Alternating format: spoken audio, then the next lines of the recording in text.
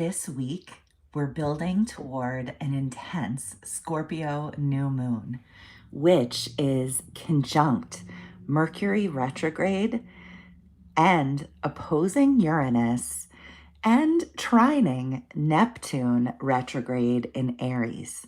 This will occur on November 20th, but we're really building to this full moon all week as the moon enters Scorpio on Monday, the 17th. The astrology of this lunation and this week is a little extra intense for sure, but there's some really hopeful, positive healing potential to it too. I'm excited about it, and I'm excited to talk with you about it today. So let's go ahead and put this lunation on the chart. I'm gonna circle the sun and the moon. I usually do a chart with Aries rising, but I needed to show the actual moment of the lunation this time. I don't always think it's as important, but this time it was, because we needed to show that we're at the very final degree of Scorpio, and also that Mercury, newly retrograde, is there as well. So we also have not just are the sun and moon conjunct, which is our new moon in Scorpio, which is sort of intense enough when we're working with Scorpio, but Mercury retrograde is there too. And we do have to put a couple of other things on the chart that are really important. The first is that all of these planets, 2, 3, are in opposition to Uranus, which is newly retrograde in Taurus. And also, all of these planets are in trine, 1, 2, 3, to Neptune over in Aries, retrograde. In Pisces, oh my gosh, why am I saying Aries? Excuse me, forgive me. In Pisces, everything is back in the old signs. I'm so used to saying Neptune and Aries, and I've been thinking a lot about Saturn and Neptune and Aries lately. Oh my gosh, I'm so sorry. Those are the kind of mistakes that I really hate to make in a live. And that I can't take back because we're live, but just trust that I am very, very well aware that Neptune is in Pisces right now. We have this whole 29th degree point thing going on. Everything is at the later degrees of signs, forming all of these aspects. And it's absolutely fascinating because not long ago, we were having a lot of aspects when planets moved into new signs, when planets were at the first degree, the 0 degree point, the 2nd degree point. If you remember, a lot of the astrology of the summer revolved around those early degree points. So it's almost like the astrology of now seems like it's backwards in time than the astrology of the summer, right? We have so many planets retrograde now, not just Mercury. In a way, the Mercury retrograde is minor because Mercury goes retrograde a few times a year. It's not bringing the extraordinary situation to the table that this Neptune retrograde is bringing, for example, because Neptune is spending just these few final months at 29 degrees of Pisces before moving over into Aries in earnest for good next year. And then same thing with Uranus and Taurus. This is the final little visit, the final few months of this transit before Uranus moves into the next sign. So we have this situation now where when planets are at the final degrees, they come into these configurations, these powerful configurations, not at the first degree. And that sort of makes it feel like there's so much from like this time is grappling with so many things from the past. And I think that when we're talking about Scorpio in general, we can be talking about going deep, really listening, really trying to understand things, really trying to figure things out. Scorpio wants to heal so that there can be growth individually and in relationships and in relationship to the world. So having things be a little intense for Scorpio is sort of right on time. And I think that a lot of these alignments are really very, very supportive. And it also is worth mentioning that the sun is really still in this grand water trine. We're in and out of these grand water trine patterns right now. As a matter of fact, if you haven't watched the video from the weekend, you should check that out because I think I called it Grand Water Trine Waves. The Grand Water Trine wave of the sun being in that Grand Water Trine configuration is still active all week.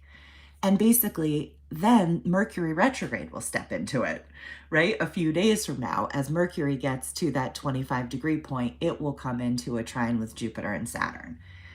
I know I'm sort of saying a lot here, but the big idea is that there are a lot of intense signatures to this Scorpio new moon. We're going to unpack all of this more specifically, but I'm still just kind of giving like a big picture overview before we get into the specifics. So this is a very intense Scorpio new moon, and it involves retrogrades and involves planets at the 29th degree point, which is the mastery degree point, a powerful degree point that sort of compels us. It's we can't get away from the stuff that comes up at 29th degree as easily. It's a powerful Scorpio signature. And then also with that lunation being related to so many retrograde planets, we're working on some things from the past, I believe. And the whole lunation is surrounded by these grand water trines that are all about emotional strength and maturity and ability. And because we have this support from our emotional selves that is strong, it's like our emotional abilities are really on point right now. So that's why we can do this work, I think. And I'm not saying that it's negative. I don't think it's negative at all. But I think that it's deep. And isn't that so Scorpio? It's intense, but it doesn't have to be dramatic, right? It can just be intense and passionate without being dramatic. That's for sure. That's a strength of Scorpio energy.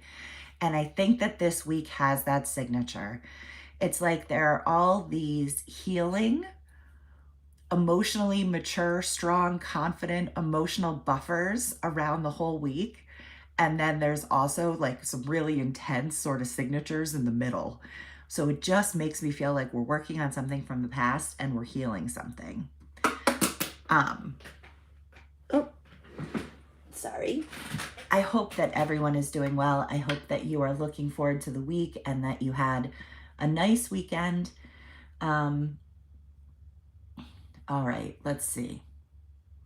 So I think that we should go through the specifics of this lunation a little bit more, and I'm going to sort of take it a piece at a time. I also want to say that at the end of this report, I will read through the chat. So please feel free to leave any questions in the chat and I will check it out at the end. And if you're watching this later, you can leave questions in the comments as well. Please do.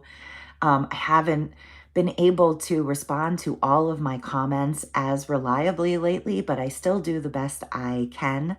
And so there's also a small membership tier available, and that gets you some priority in the comments. I always respond to my members very quickly. And also there are some members only videos that are a little more casual, a little behind the scenes that I've been offering lately too, just a little bit of a new offering for the channel. The horoscopes and this podcast will always be a free offering.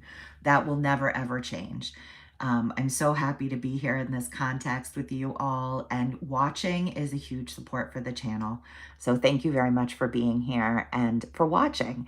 And do check out your horoscopes on my channel as well for November.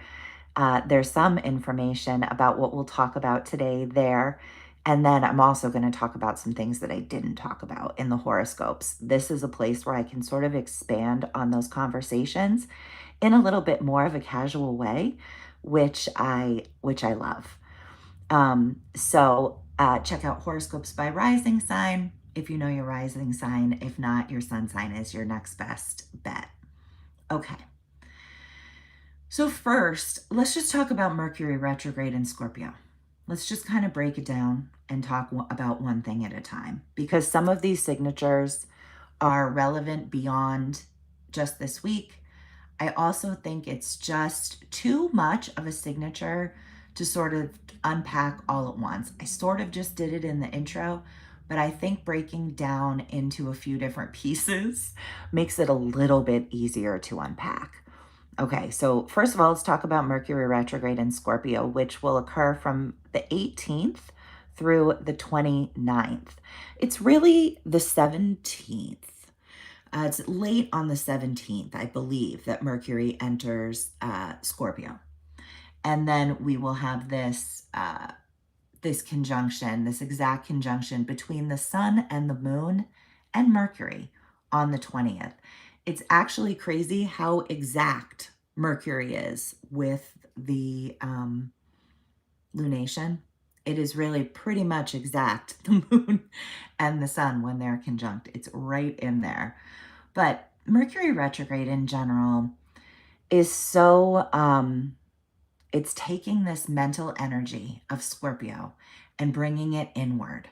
And it's already such a deep sign that there's sort of a focus and a depth to Mercury retrograde that can almost sometimes feel like too much. You know, it is that intense focus. It is asking questions and listening closely for the answers. It's communication and verbal work and intellectual thinking work that's intense. It carries a weight. Something is being understood or revealed. Critical information can come out because, and it's got to do with the way in which Mercury Scorpio energy can kind of handle the heat. It can stand the heat, so it doesn't have to get out of the kitchen. You know, it is happy to go deep and ask questions and be intense and reveal some important critical information. It can handle that intensity. And so that's part of why we get that intensity sometimes during Scorpio season. It's very, very perceptive, right? During Mercury retrograde season, we're all a little more quiet, a little more perceptive, a little more able to see things that we weren't able to see before, to the point that you might feel like you've learned something new, like you know something you didn't know before. And it was true before, you just didn't know it. And often, whatever we're sort of becoming aware of, whether it's something externally or something internally, something subtle or something obvious, there's something sort of transformative about what's being revealed. And I think Mercury retrograde in Scorpio in general can be sort of transforming. There's actually a realness and an honesty to Mercury retrograde in Scorpio, which is kind of funny. You know, sometimes I think not all of the signs are so dedicated to honesty. So if we have Mercury retrograde in Gemini or even Sagittarius, Aries, you know, the information being accurate is not the most important thing. Aries wants to get started. Whether or not it's going the right way actually like doesn't matter as much as just getting started, right? Gemini wants to tell a good story. Whether or not this story is true is not as important as telling a good story, making people laugh. You know, I can go through a lot of signs and say these things, but that's not true for Scorpio. Scorpio wants the truth, whatever it is. And so it's willing to do what's necessary, do what's needed to do. We're all a little more willing to do what's necessary, even if it's hard, even if it's a little difficult right now. in order to work through something, in order to have some sort of information revealed. Let me sort of back up for a second and put this with some of the other things that are happening in the sky. You know, this willingness to understand what's going on, right? It's like we're at this really powerful moment, and this Mercury retrograde being right here is like, yeah, I'm ready. I'm interested. I'm processing. I'm able to and willing to and ready to and happy to understand the truth, even if it's a little difficult, if it's going to heal us and move things forward and make things better for the future. Let me see it. Let me understand it. And even if it's a little hard, I know I can handle it. And I feel like that's only supported by the grand water trines that are going on right now, too. And I think for a lot of us guys, this could really be an internal thing. We're talking about a Scorpio new moon here. This is not necessarily something that is happening in the external world at all, right? This is something that could be very, very internal. We could just be realizing something about the way we've related to others, the way some sort of limiting belief that's held us back, a feeling about something that's really right for us now for the future that we've sort of been trying to decide about. There are so many different options. Let's talk about Scorpio new moon now, and then we'll talk about the Uranus opposition and the Neptune trine. Okay, so we have that Mercury retrograde signature, and that's happening in conjunction with a new moon in Scorpio signature. So first of all, anytime we have a new moon, we're sort of planting seeds and setting intentions for the 6 months ahead. If you know your chart, this is such a cool way to work with the new moon, full moon cycle. And you don't have to do it, you know, religiously every 2 weeks. You can miss one here or there. But it's interesting to think about when there's a new moon somewhere in your chart, what part of your chart it's in. And the fact that now is a time to sort of metaphorically plant seeds in that part of your life, right? 6 months later, when there's the full moon in that part of the chart, those seeds will have sort of manifested in some way. The intentions that you set, the goals that you decided on, the dreams that you selected will have grown and manifested into something. And then at that full moon, you can sort of see that culmination, see that harvest, and say, okay, let me recognize what I harvested. First of all, recognize what those seeds that I planted at the new moon bore, you know, what came from them, what fruits came from them. And then let me make adjustments for these final 6 months of the cycle until I get to the next new moon. So at the full moon, you can sort of recognize what you harvested and make adjustments for the next 6 months. And then at the new moon, we have this chance to plant seeds, to set intentions in this part of the sky, paying attention to where it falls for you, by house. If you know your rising sign, you can check my horoscopes to find that out. And also if you have planets there, to think about how they're playing into it as well, of course. So new moons are also a time to sort of slow down a little bit, go inward, to process all of the intensity. And here's the thing, this is really true because the new moons are happening at the 29-degree point right now. Because new moons are happening at the very end of the sign, they're happening at the end of the season, right? So when a sign starts, when Scorpio season started, when the sun first moved into Scorpio, we had a full moon. And it's not until the end of Scorpio season that we have a new moon. And that's sort of just a little bit unsettling. It means even more so that we need to take that time of the new moon to process everything that's happened. The way I think about this is, do you want to kind of meditate and then go to the party? Or do you want to go to the party and then meditate? When we're in this part of the cycle, that the new moon is happening at the end of the sign. First, we have the full moon, a party in Scorpio, a big Scorpio party with big Scorpio party themes that sort of just comes up. And then later at the end of the season, after the party, we have the new moon where we go within and we meditate and we process and we rest and we think about everything that happened.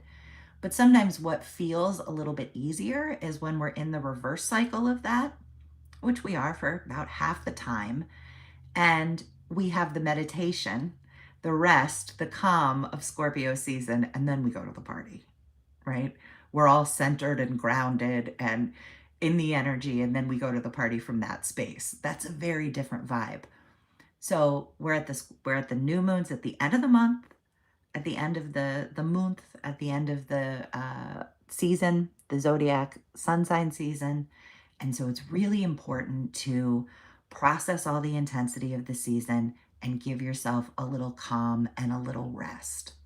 And I would say with everything else going on with this lunation, that would really be extra true here.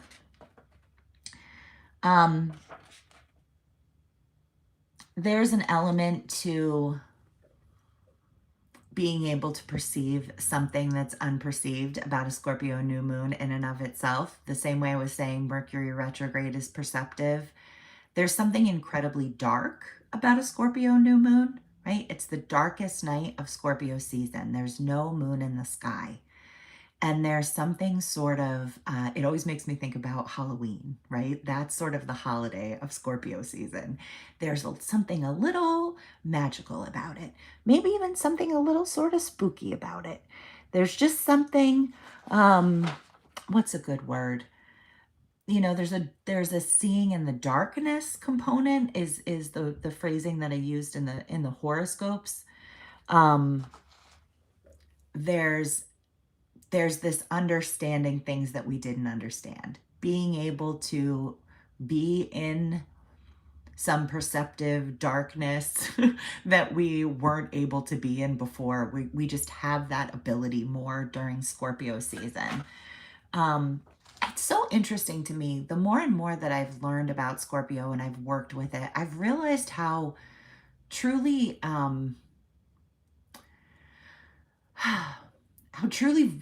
how much Scorpio energy actually wants raw honesty and vulnerability and the truth.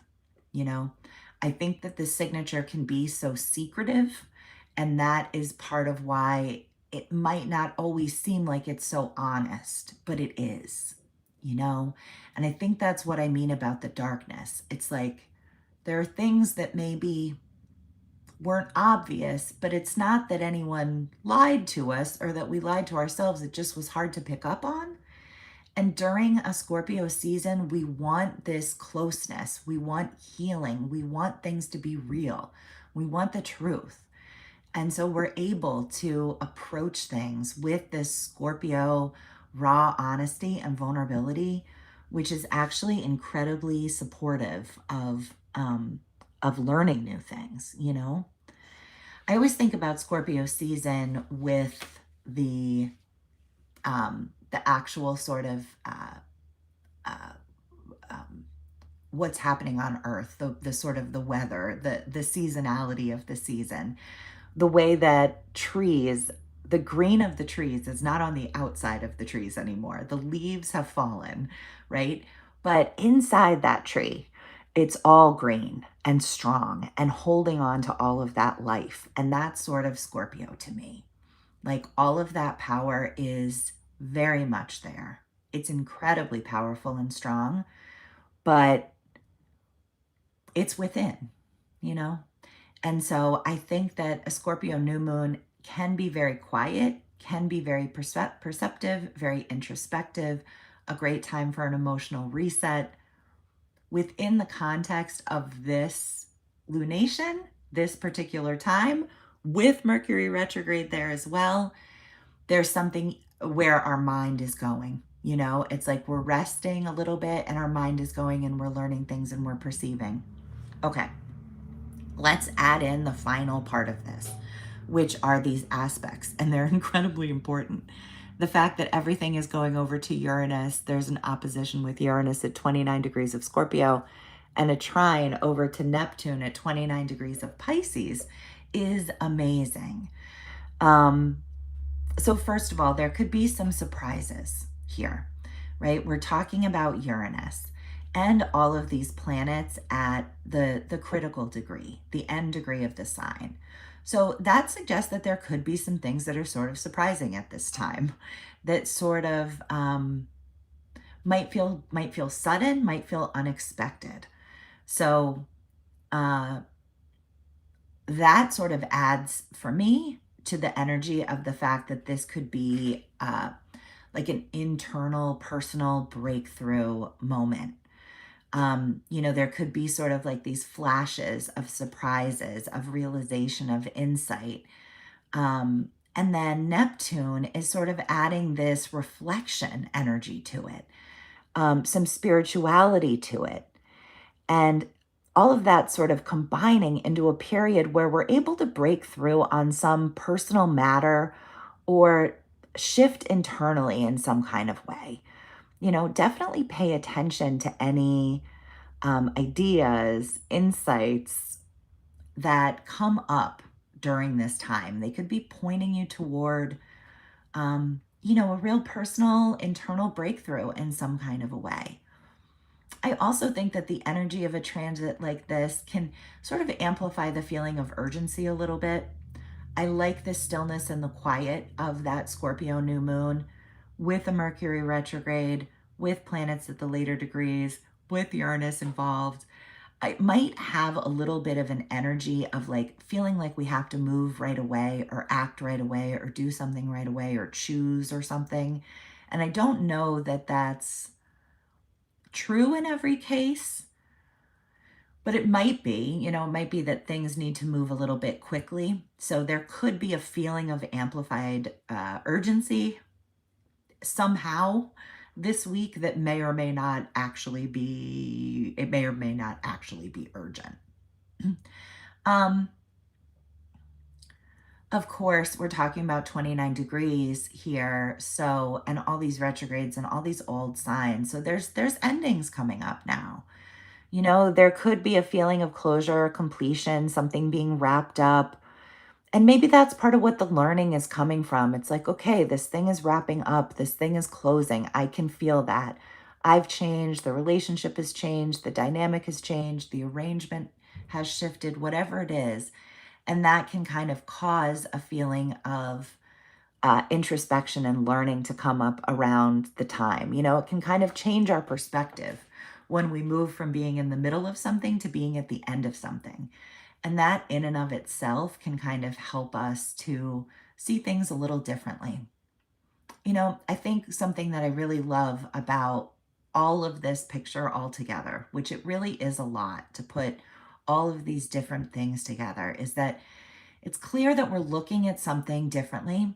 And I think that we're bringing a lot of compassion to it, and a lot of emotional strength and ability and maturity and compassion.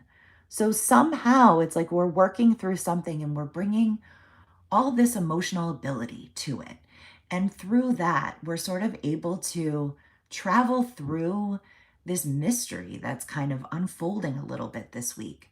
The newness that's coming up. Don't be surprised if you're sort of talking about old things, but in a new way, doing things you've done before, but it feels really different. Pay attention to any insights that are coming up, you know, and as with everything with astrology, all of this could be a bit subtle as much as it's such powerful astrology, right? This stuff doesn't kind of like bang us on the head, especially talking about all this water energy. The water sign stuff is not mental. It's not a mental process. It's an emotional process. So your emotions could be sort of doing this, right? However, Mercury retrograde's involved, so there's that. That's very much about our intellectual mental processes. So it's sort of a lot of different signatures all together. I did my best there to kind of put that all together. Scorpio stuff is strong here, with everything happening at the later degrees. It's like we kind of, this is something that's happening, it's not something we could just sort of opt out of. Yeah, I always think about like a sextile. You kind of have to lean into a sextile to make it happen. If you don't do anything, about it, it could just kind of sit there and not manifest. Scorpio new moon at 29 degrees, conjunct Mercury retrograde is not that way. It's kind of there whether we're ready or not, you know, especially opposing the Uranus. So it's a really interesting week. And like I said, I feel really good about it. You might even already have a little bit of a sense of what these themes are about for you. We've had these grand water trines unfolding since the end of last month. So I've been working with them for a few weeks now. So there may be some sort of larger emotional process that you've been involved in that is just continuing through this lunation. So I will go ahead and take a look at the comments now. Thank you so much for being here. Let me say as well, again, just to watch the water trine video that I did for the weekend, grand water trine waves. I will attach it at the end of this video once YouTube finishes uploading this. It sometimes takes quite a while, maybe 12 hours.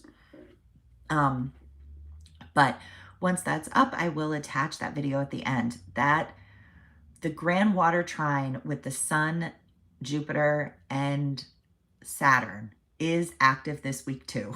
It's just too much. It's just too much to talk about right now as well. This was enough.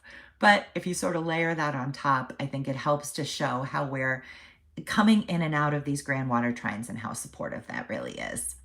All right, so I'm going to take a look at the Q&A here. Or the chat rather, and I just want to say good morning to Bebo. And okay, people asking about the apps that I'm using. I'm not being sponsored in any kind of way, although I would be happy to be. I use Astro Gold is the astrology program that I use. And then I use InShot, which is an editing software, and that's how I'm making the marks. I use it for my horoscopes, and then I just go ahead and use it for these videos too, with this little setup that I have that it works. You know, I'm literally just filming from my phone to my iPad. I don't have any special cameras, and I've been using these tools pretty much to make all of my videos. But it works. So I think people sort of enjoy this program. So I don't know if I really want to upgrade it. I kind of like this system. Do you all feel that way? Do you like this system? I know that I could, at this point, I could learn a new program, and I could produce charts that maybe felt like more professionally done and videos that felt more pro, but I think that we all kind of like this setup. I like it. So I don't know if I'm going to make a change yet. Thank you for asking about what I'm using. Hello. Yeah, Neptune entering Aries, asking if Neptune entering Aries affects Aries a lot. And Neptune and Saturn are going to enter Aries basically at the same time. We will be talking a lot about it, and it's exciting for everyone. I am an Aries sun myself, and my Aries sun is at the early degrees, and I feel excited about it. You know, I'm sure there'll be some twists and turns, but I think the fact that Saturn and Neptune are entering Aries together is just amazing. It's really just amazing. So we'll keep talking about that. Okay, some people talk about having a lot of dreams. That is right on time for now with all of this water sign energy, especially Pisces. Definitely. Good morning. Good morning to everyone. Hello to Anthony. Yeah, Anthony, these parts of these lunations affect us all. You know, they're all in a different part of our chart. So if your sun is in Capricorn, your sun is in Capricorn. You still have Scorpio somewhere in your chart. If you know your rising sign, it can be really helpful to watch your horoscope by your rising sign, because that's kind of the way we can tell about the way these lunations and these different transits are lining up in your chart. But if you watch for your sun sign, you'll get a lot from that too.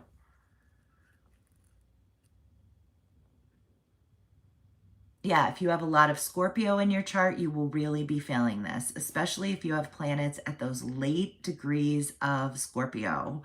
This lunation will matter for you especially. I saw a comment. I don't think that I've had a chance to respond to it yet. My apologies, but I saw it pop up when I was in the middle of doing some things, and it said something about someone having their solar return birthday on the 19th or the 20th. And yeah, if your sun is right here, this suggests a potent year for you, really. You know, we can look at the solar return chart to say something about the year ahead. So this year could really be particularly potent with this energy for you, you know? But any planets that you have at late degrees of Scorpio and really late degrees of any of the water signs are getting this influence in a positive, supportive way. Um, yes, I will say one thing that I do not predict is births or deaths, you know? And I don't like to predict anything. I don't like that word, to tell you the truth. I think that I understand that that is a part of the tradition here.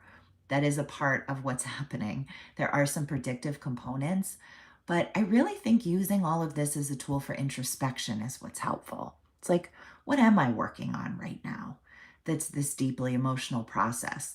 How are my emotional strengths and abilities helping me to process information that maybe I didn't see before? You know, I think having that information can help us move through the time a little bit more smoothly. That was really the intention of the astrologers who created this Hellenistic system. I do use mostly Hellenistic practices, but I have some modern components as well. Um, but the idea was like, well, if we could have a little bit of a heads up about things, just a little bit, it might help us to move through those periods with more peace and acceptance and without the wild roller coaster of emotions. You know, it might help us to be a little bit more steady and present for what's coming up. In short, obviously, I could say so much more about that. But in short, I sort of think that that's part of really how we're supposed to use astrology. But either way, I never talk about births or deaths. There are ways to look in the chart at these things. I've tried not to learn them because I just think, yeah, we got to let the mystery be. And the mystery is there. And everything has multiple potentials. Everything. It's never like this is going to happen here. That's not how archetypes work, right? We're working with bigger um, ideas than that, broader spectrums than that. We are talking about archetypes. You know, this is sort of, there's an art to it as much as a science to it. So it's hard to know things like that for sure anyway, from looking at a chart for sure. Um, Loving the changes. Yes. Wow. I love this comment that says, I'm a Scorpio ascendant. Intensity is an understatement. LOL. Loving the changes. That is a beautiful comment for this astrology. That is the astrology. The fact that it's intense and the fact that you're loving it. Both of those things together is so fantastic. I love that. You know, I get a lot of comments about religion and about, not a lot of comments, but occasionally someone will come through and comment about astrology not being cool religiously. And I just want to say it is, astrology is a tool. And I think one of my, something that's really important to me with this channel is to just kind of cool us all out a little bit about astrology, that it's a fun tool to use, but you absolutely have other tools that are more powerful and more important. Your religious practices, your religion, your spirituality, all of that. This doesn't contradict any of that.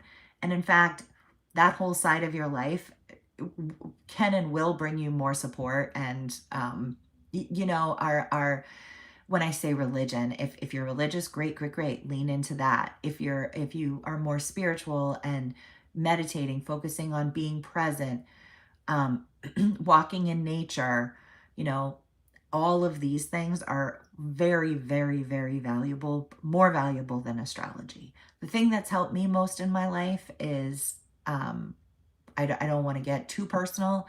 I'll just say being present. You know, I never want to be divisive. I don't want to talk about religion because I don't want to be divisive. I don't want to talk about what my religion is. And same thing actually with news and with politics. I just don't want to be divisive. I feel very strongly about how important it is to be compassionate, to think about others, not just ourselves. You know, see, I start to move in a certain direction that just feels a little uncomfortable to me. I want to create community here where we learn about ourselves and become stronger, better people in the world for whatever's right around us, through understanding ourselves a little better, maybe understanding what's happening in others a little bit better, just through taking time to contemplate and understand life in different ways. Slow down, care for ourselves, all of that. That's kind of why I'm here. And I don't tend to step into this other stuff too much. I do wish that if someone came through and you felt offended by it on a religious level, that's fine. You know, I'm sorry that you feel that way, and that's okay. And just move on to another page, you know? Sometimes I see religious stuff that offends me a little bit. So I never really negatively comment places. I just kind of move on because do we really want to contribute that? Does it help? I don't know. All right. But anyway, I don't even want to talk about that stuff. I just like to talk with all of you about how we're feeling and what we're thinking and what we're working through, and to try to do the best that we can individually and collectively for the future, without being divisive around religion and spirituality. But I think you know what I mean, that I think astrology is just a tool. I don't think it's the end all be all answer here. I'm not for people deciding what to do based on the astrology or anything like that. I'm always sort of guiding people away from that. If you have been with the channel for a while, you're likely aware. Yeah, two fire signs living together is always a little bit crazy. Uh, and I can relate. And you always have something to talk about, is the good news with fire signs. There's always words, you know, you're never, if you're a fire sign and you find yourself like in a random conversation with a stranger, you know, maybe you're in a dressing room at a Target or something and you just get talking to a stranger, find out if they're a fire sign too. I bet you they are, because fire signs just start talking to each other. And so even in relationships that can be difficult or challenging, like a parent-child relationship can sometimes be strained or a little difficult in different ways, you'll always be able to talk. Excuse me.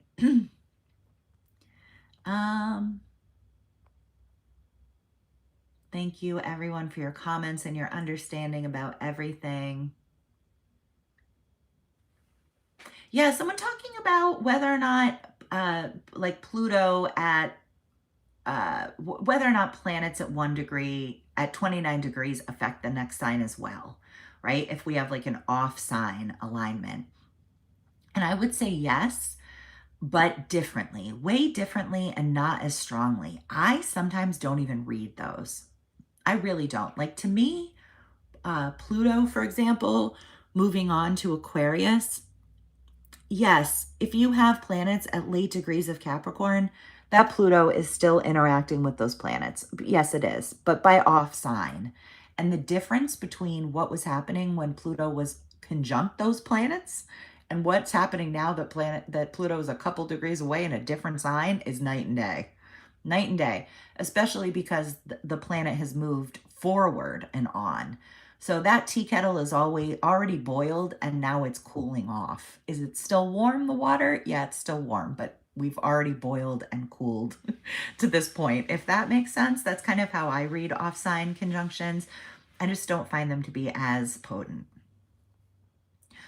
Thank you for saying that. The way I display the chart is clear. I think it does work for everybody the way I'm doing it now. I don't really, sometimes I feel like I ought to upgrade to something more professional. You know, the channel has sort of grown pretty quickly in the last 6 months, 5 months, 4 months.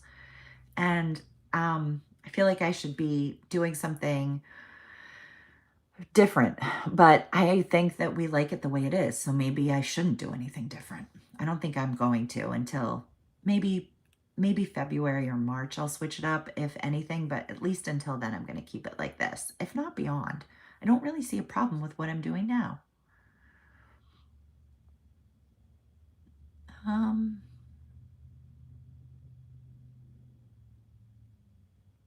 Oh, thank you so much for the gift. No one, no one, no one the third sent a gift. Thank you so much.